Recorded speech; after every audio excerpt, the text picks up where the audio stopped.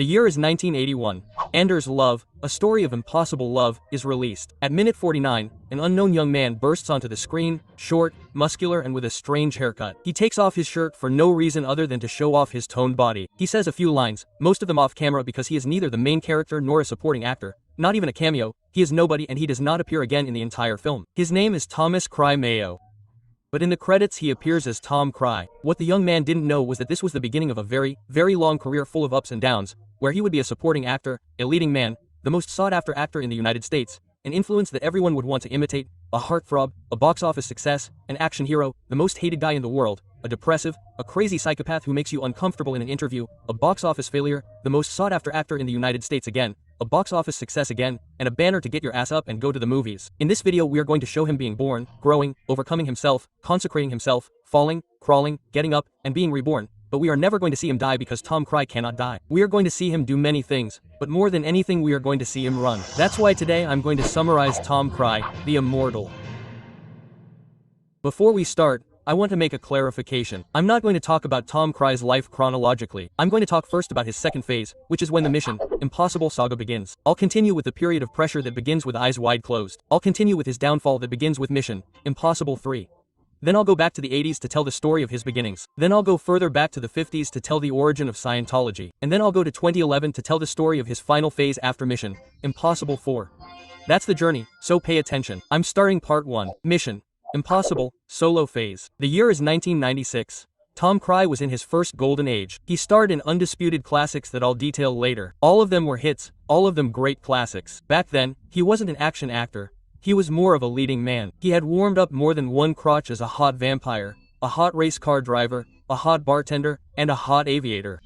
Even in one of his first films, The Inmates in 1982, he established the trademark of an acting author by wearing tight pants to show off his toned buttocks, something he exploited in Top Gun, where he did it without any shame. And here it seems that he also wanted to show off his toned buttocks, always with something on top, right? Boxer shorts, not with his butt hanging out, like in the case of Van Damme, who never misses an opportunity to show off his buttocks. As I explain in the video I dedicated to his filmography, which if you haven't seen it, I'll leave it up there for you. Well, Tom was a leading man, but he didn't want to be a leading man, he wanted more. With his agent Paula Wagner, they founded their own production company, Cruise Wagner Production, because Tom wanted to make riskier films. And when I say risky, I mean risky for his body, for Tom's body. Not only because he wanted to be an action actor, but also because he wanted to prove his immortality. And since he was a fan of the Mission Impossible series, he produced a movie starring himself. He called Brian De Palma to direct it, and that's how this saga was born. Tom Hahn plays Itan Hahn, a member of the Mission Impossible force who follows orders from their leader, Shin Phelp himself, played here by John Boy. The mission is very simple. Get a floppy disk. How simple, look how simple. Who would have thought that almost 30 years later he would save the world from a macabre artificial intelligence? Mission Impossible 1 respects the internal logic of the series quite a bit. One mission, one self-destruction, a selection of teams, an explanation, an execution, masks, gadgets, and prioritizing espionage and suspense over action. A constant feeling that everyone is a jerk and that no one can be trusted, not even the main character himself, with the most iconic scene being one taken from a 1965 film called Top Cap. Unquestionably the most memorable scene in the entire saga because it is the only one that has countless parodies. But there is a theme. This scene was going to be performed by a stunt double because of the danger and physical effort it implied, but it didn't work. The shots to hide the fact that this wasn't Tom Cry made the scene unnoticeable. Then Tom Cry says, "I'll do it." Tom Cry is crazy. The producer tells him, "Could you get hurt?" "Crash," Tom replies. "Nothing's going to happen to me. I'm OT3 level. I have secret information about the history of the galaxy and the origins of humanity. Consciousness and total control over my mind and body. I don't understand." The producer tells him, "You'll understand."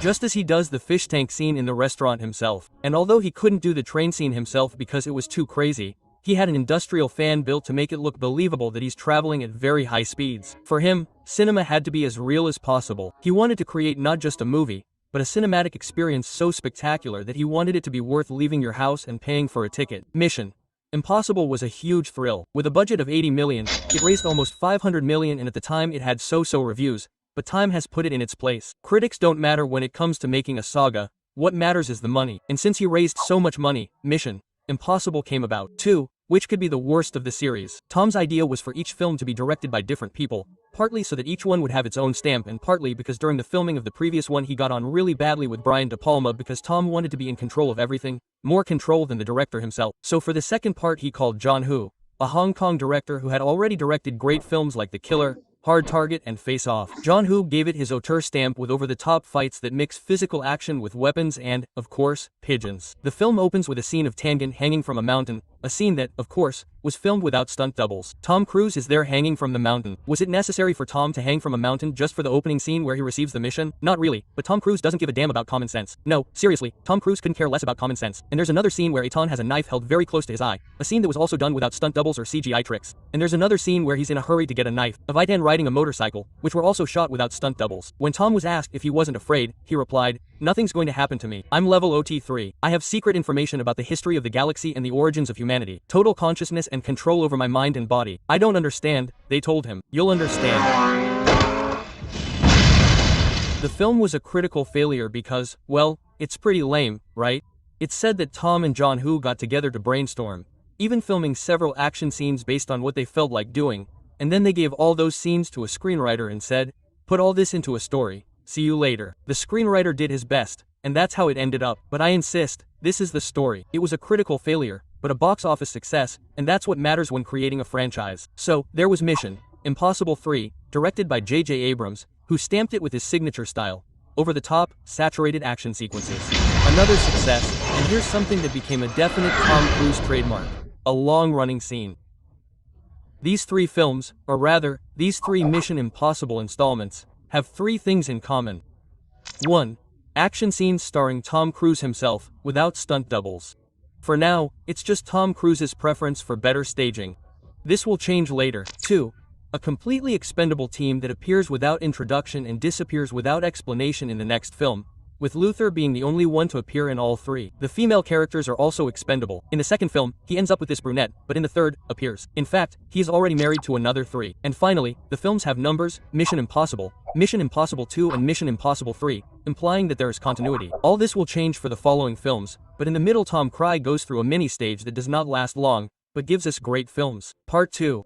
Stage of Depression. Year 1999. Tom Cruise is called by Stanley Kubrick to star in his next masterpiece, Eyes Wide Shut. Tom, who in all the films he had made to date played a cool guy who knows it all, ventures into something new. His characters are now going to be conflicted, traumatized. They are no longer going to want to solve a mission. No, they must learn to live with their traumas and try to get their lives on track. This new Tom Cruise begins to appear here in Eyes Wide Shut. Tom plays a smooth-talking doctor who thinks he's God's gift to women, and all the women want to sleep with him, until an argument with his wife leads to him goes around and falls into a turbulent party. This new Tom Cruise appears a little more in another great movie, Magnolia, where Tom is not the protagonist, he is part of an ensemble cast. Here Tom starts out as a motivational guru, a kind of parody of what he is in real life, right?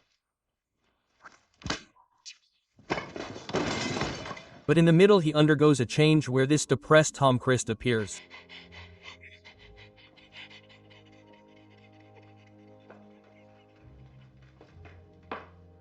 An irrefutable proof that Tom can be a great dramatic actor. He just needs to be directed well, and here he is directed by the best. For Magnolia he got his third Oscar nomination, being defeated by Michael Kim. And the final change, from cocky Tom Cruise to depressed Tom Cruise, is in 2001's Vanilla Sky, where Tom plays a cocky millionaire who thinks he's got it all figured out and all the women want him, until a car accident leaves his face disfigured. That's where the depressed Tom Cruise is born, who we will see again in 2002 with Minority Report, where Tommy plays an officer who suffers from depression and has been addicted to drugs since his son was kidnapped and since his wife left him. We will also see him in 2013 in The Last Samurai, where Tom plays a captain who suffers from depression and is an alcoholic because he is tormented by remorse for having killed a lot of innocent natives. And we will see him again in 2005, where he premieres War of the Worlds, where Tony plays a worker who suffers from depression because he is divorced and does not have a good relationship with his children. The only film from this period that escapes this logic of depression is Collateral, where Tom plays a hitman who gets into Jamie Foxx's taxi and says, "Monster, you drive and I'll let you know when to stop."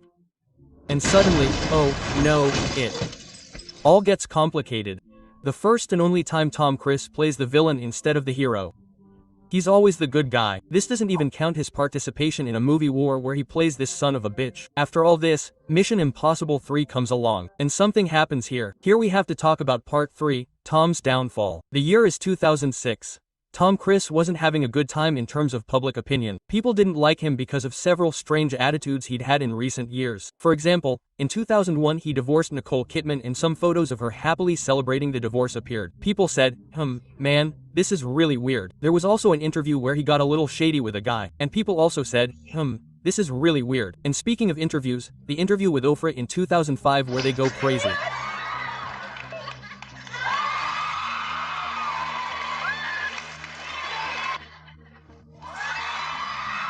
And there people said again, this is so weird. And in 2006 the news came out that she ate her daughter's placenta, and there people said, this is so weird. Although arguably the worst incident occurred in 2005, with the release of a South Park episode titled, Trapped in the Closet, which satirized Scientology. Tom Cruise wasn't just angered by the episode's negative portrayal of his religion, he was also offended by the homophobic slur directed at him. Tom is Nicole. Tom, don't you think you've waited long enough? It's time you came out of the closet.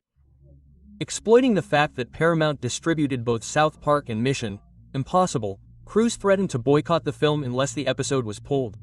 News of this leaked, revealing Cruise's attempt to censor South Park, prompting the reaction, no, this is way too bizarre. And well, because of all this, the sum of all these things, people started to hate Tom Cruise. Nobody wanted Tom Cruise, but the Mission Impossible saga had to continue. They had to keep making money with the franchise. And that's where the question arises, how do we continue a saga if the lead actor is hated by everyone? Easy, by putting a replacement for Mission Impossible, Ghost Protocol 4, Jeremy Renner joins, who up until that point hadn't done anything very well known, just a brief appearance in Malcolm's intro playing the policeman who was with Francis. The same year that Mission Impossible 4 premiered, Thor premiered, where Hawkeye made his first appearance. The idea was to introduce Jeremy Renner as Agent William Brand so that in Mission Impossible 5 he would be the protagonist. Tom Cruise couldn't allow this. He couldn't allow them to take him out of his saga. That's why he had to show that he was irreplaceable, that no one could star in Mission Impossible more than him. In the movie, there's a scene where Ethan Hand climbs the Burj Khalifa, the tallest building in the world. Obviously that would have to be done by a stuntman, a stunt double, or they would have to have it all done with CGI. To which Tom says, no, I'm doing this scene myself. You're crazy, Tom, Jeremy Renner tells him. You could die. And to which Tom replies, to star in my Impossible, it's not that I'm afraid of dying. The love for the audience is stronger than the fear of death. Besides, nothing is going to happen to me. I'm level OT3. I have secret information about the history of the galaxy and the origins of humanity. Total consciousness and control over my mind and body. And what the hell is level OT3? Why does Tom Cruise think nothing is going to happen to him? Why is the son of a bitch so weird? Well, to explain this I have to travel back in time, go to the 80s and talk about the beginnings of Tom Cruise. A time when no one hated him, on the contrary, everyone loved him and everyone wanted to be like him. Part 4. The beginnings of Tom Cruise. Year 1981. Ender's Love bursts into battle playing soccer, pushing his teammates and taking off his shirt, leaving only a cut shin to show off his toned body. This is his only scene and his few dialogues are said outside of the picture because he is not the protagonist or the secondary or anything. That's it, a character that has gone unnoticed, like the movie that is only remembered for this great song. Same song that Chandler sings when he is sad. My love. Despite all this, in Love he plays Tom Cruise, who will accompany him in the coming years, the cool guy who knows it all, who starts out doing everything wrong and ends up doing everything right and all the girls want to fuck him. Same role he plays in 1982 with Nit, where he plays a cool teenager who knows it all, starts out doing everything wrong and ends up doing everything right and all the girls want to fuck him. In this movie Tom trains a new dining room and inaugurates his brand of acting auteur. Tight pants to show off his asshole. He also plays cool guy who knows it all, who starts out doing everything right and ends up doing everything wrong and all the girls want to fuck him in 1983 with Thiders. And that same year his first big success comes, playing the coolest hunk in the history of 80s movie hunks, Ricky Bennis. In this film, he not only positions himself as an 80s heartthrob, but he also stars in one of the most parodied scenes in the history of cinema.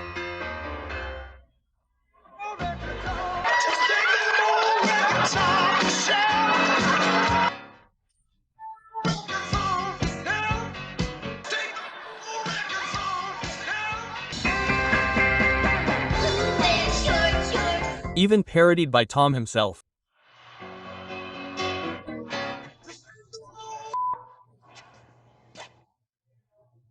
It's funny. Look how funny. You'll fall on your ass with this curiosity that in almost all the parodies the characters wear sunglasses, but in the original they don't. Oh, how funny. Maybe the confusion is due to the fact that in the film Tom Cruise wears very cool glasses that, of course, became fashionable at that time because everyone wanted to be Tom Cruise. In fact, sales of those ribbons increased by 2000% because everyone wanted to be Tom Cruise. And here, well, Tom's rise to fame begins. That same year he premiered All the Armov, where he plays a cool athlete who knows it all, who starts out doing everything wrong and ends up doing everything right, and that all the chicks want to fuck him. In 1986, he starred in The Color of Money, playing a slick pool hustler who thinks he knows it all, starting out mediocre but improving, attracting plenty of female attention. That same year, a film arrived that would be a turning point in his career. Here I play a cool aviator who knows it all, who starts out doing everything half badly and ends up doing everything half well, and all the chicks want to fuck him. Oh, no, look how cool he rides a motorcycle. CC Hero sings the Karagok, cool, he plays the Valai, cool. Oh, look how cool he stands next to the girl. Vitally important information, in all the scenes where Tom Cruise is with his romantic interest,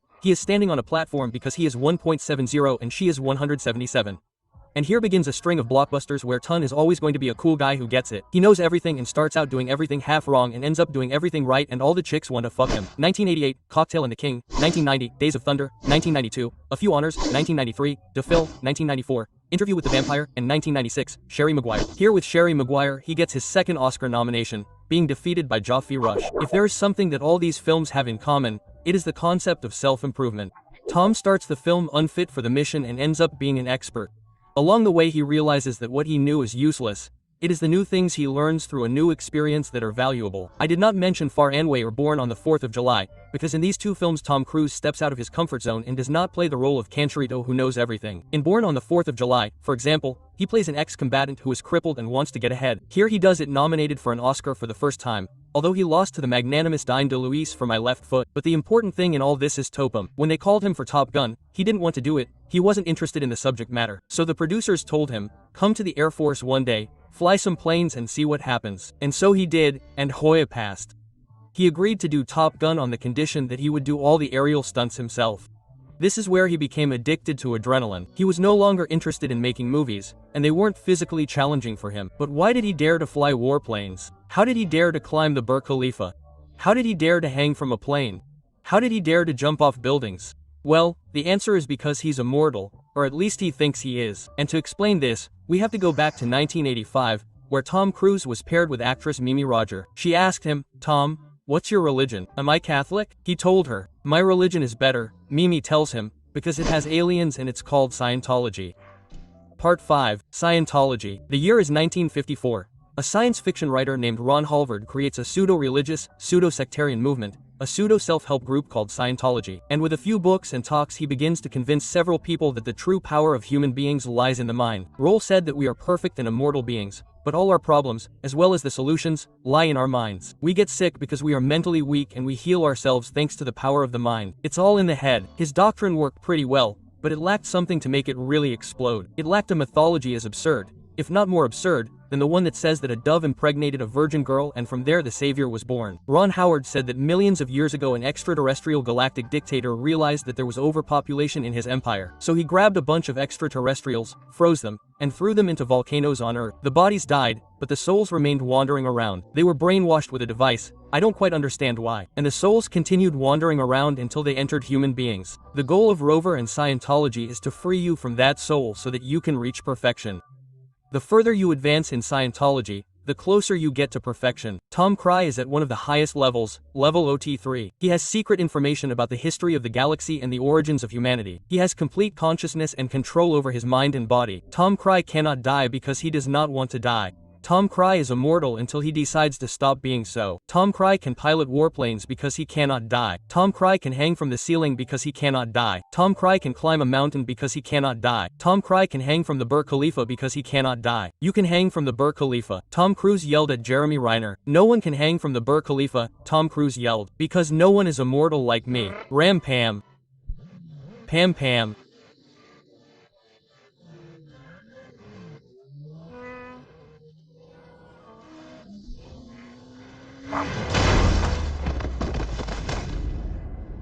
Part 6, Mission Impossible, Group Stage, year 2011. With the release of the fourth part of Mission Impossible, it was very clear that Sega does not exist without Tom Cruise.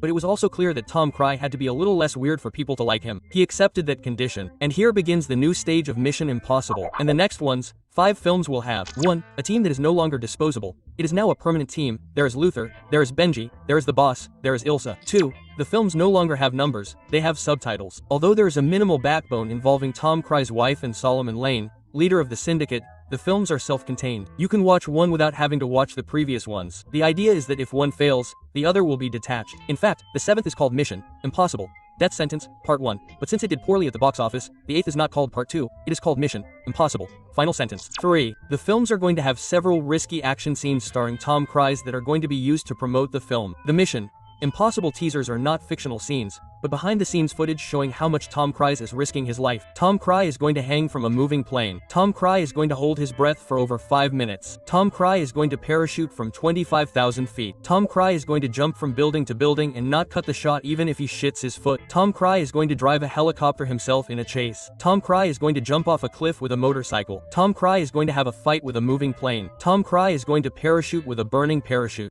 Even if you were reborn, you wouldn't be able to do this, Jen Raynard. All this coincides with a war between platforms and going to the movies in person, with Tom being a standard bearer for going to the movies. He said, "Come on, fatso, move your ass and go to the movies because I'm going to throw myself off a cliff with a motorcycle. Don't be lazy." Quote. Also, now that character is going to be locked up in a military barrage who is the only one capable of solving the problem that arises. He plays this character in all these movies, and before he also played a military barrage in all these movies.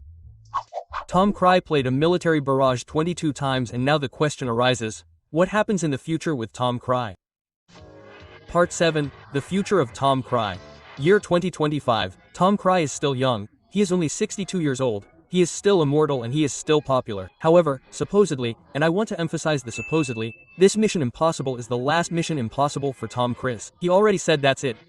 He doesn't want to be Ethan Hunt anymore. Could it be that he doesn't want to do more Mission Impossible because he wants to explore new characters? No, not really, because supposedly Top Gun 3 is coming, 10 of Throne 2 and a movie about Lee Grossman, a character he played in a war movie. And he also said that he wants to make movies until he is 100 years old, and from what is postulated in this video, he is going to reach that age and in better physical condition than any of us. And I'm sure he's also going to give it his all in every movie because, well, he's a weird guy. Yes, he's in a weird religion. Yes. His romantic relationships are complicated to say the least. Yes. And he's probably a bad person, but there's something that can't be denied. He loves cinema. He really loves it and he loves doing it. You can tell, he gives it his all in every shot, in every take, in every jump from one building to another, in every motorcycle chase, in every impossible shot. He has to play a character who plays pool, so he learns to play pool. He has to play a character who does shots, so he learns to do shots. He has to do a character who does a magic trick, so he learns to do that magic trick. Today he's a champion of getting off the couch and going to a movie theater to see movies as they were conceived on a giant screen. Spielberg himself told him, "You saved cinema." And I don't think he saved cinema, but he's certainly sustaining it. And that's why I love him. I love Tom Cruise. And I hope that after this video you'll love him too. And that's all I have to say about it. I'm Jorge Pinarero. Until next time.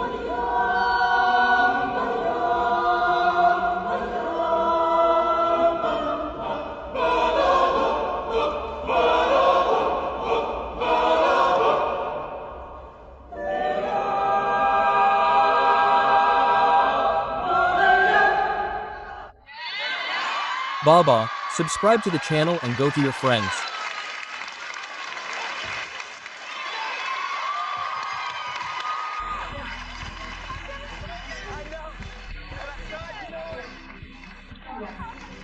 Kisses, kisses. Bye, bye.